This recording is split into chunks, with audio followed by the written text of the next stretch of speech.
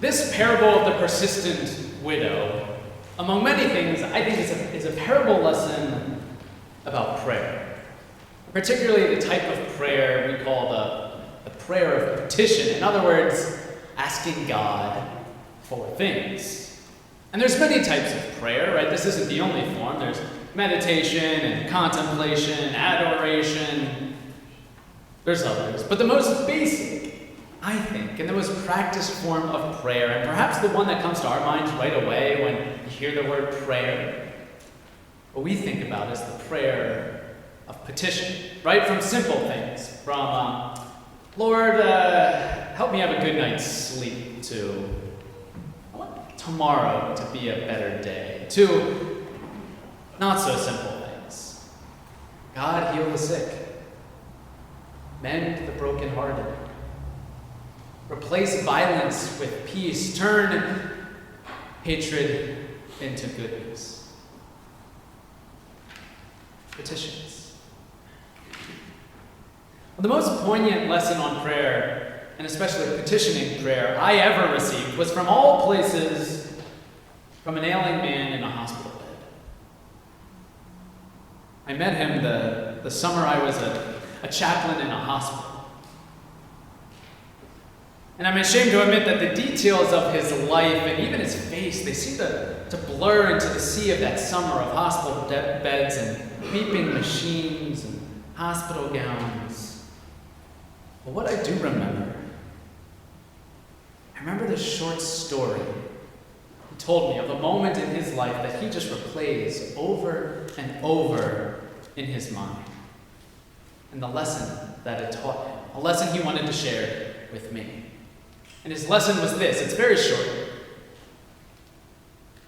Everybody prays.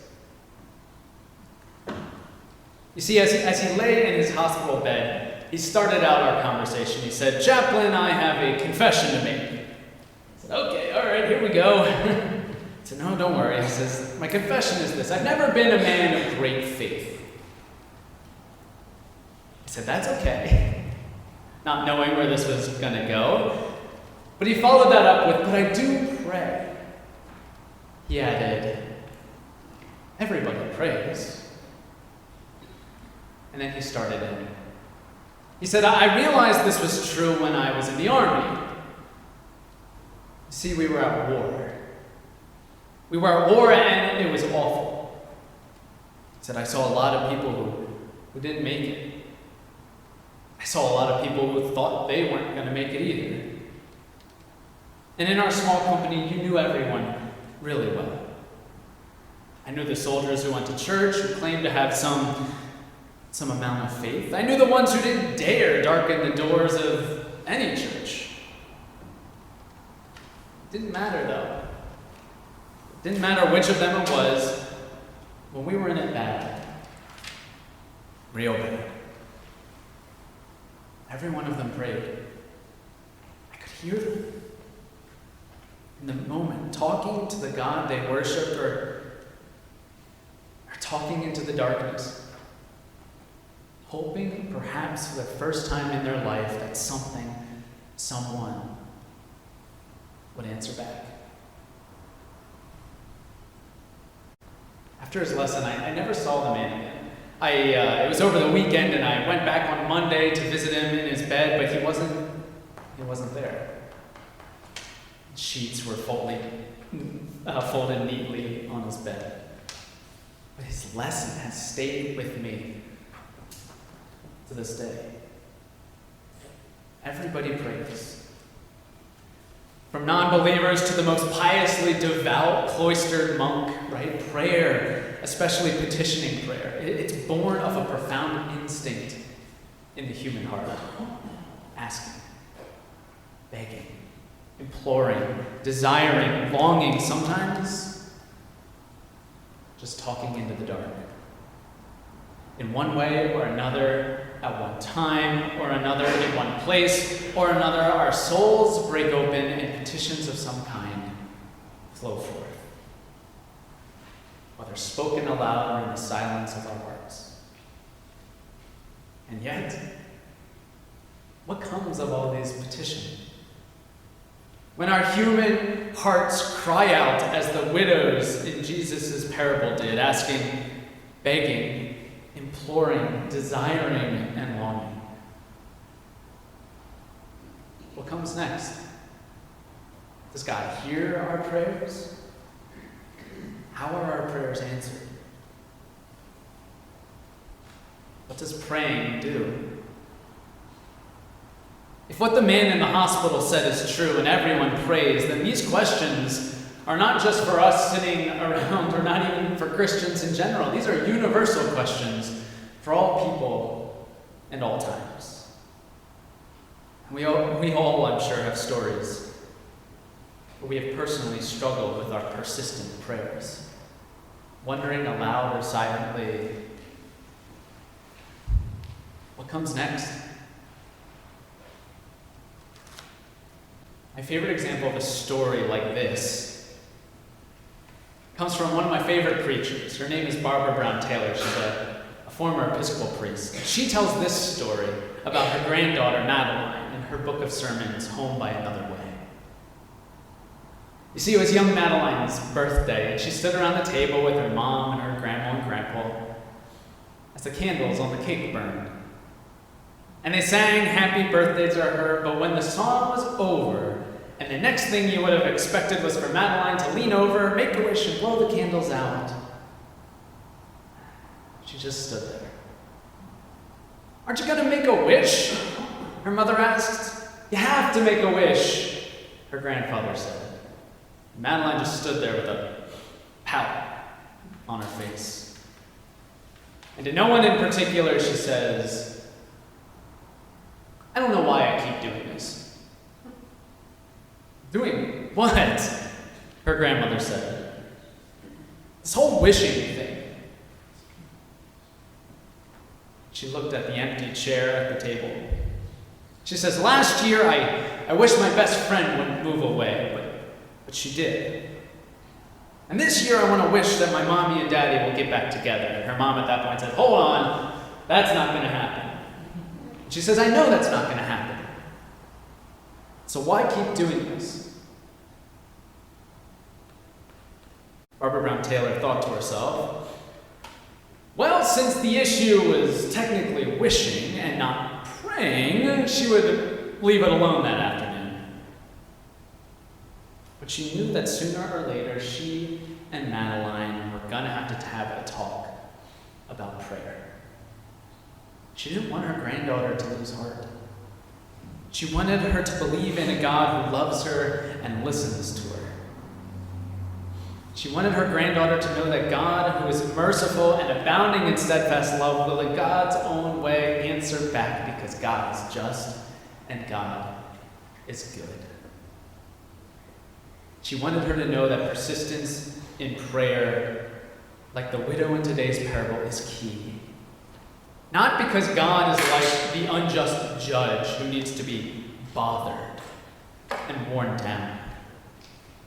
Rather, she wanted Madeline to know that even if someone as bad as this judge can meet us where we are, how much more is the infinitely good God capable of responding to the depths of our hearts? Madeline had lost heart. And I bet at times perhaps we can too. For us and for little Madeline, we can all learn from the widow in today's story. The widow teaches us not to lose heart. The widow, she knew what she wanted and she knew who could give it to her. She could not control the actions of the judge, but that didn't matter. No matter what, day and night, over and over, she was going to say what she wanted, whether she got it or not, because, and here's the key part of all of this, prayer. In this case, persistent petitions of prayer is how the widow and how we remember who we are. It's how we remember what we truly care about in life. It's how we remember the shape of our heart. a shape that at one point or another will reach out in faith or in darkness to God. And it's not that God wouldn't know of our struggles otherwise, nor is prayer convincing a God who's otherwise reluctant to help us. Prayer opens us up in heart and mind to God. A great old saint of the church, John of Damascus, once said, prayer is the raising of our heart and our mind to God, a conscious aligning of our heart to His. I went to the one person in our congregation who I thought would be able to share the most profound insight about prayer, and that's Arlene Johnson. If you may or may not know, Arlene Johnson is the one who compiles St. Timothy's prayer list for the prayers for our people and for all the people in our lives that we care about. And she's been doing this for years. So I asked her, I said, Arlene, what for you is petitioning prayer? She said, for me, prayer is knowing that our hearts and minds are in communion with God's heart and mind.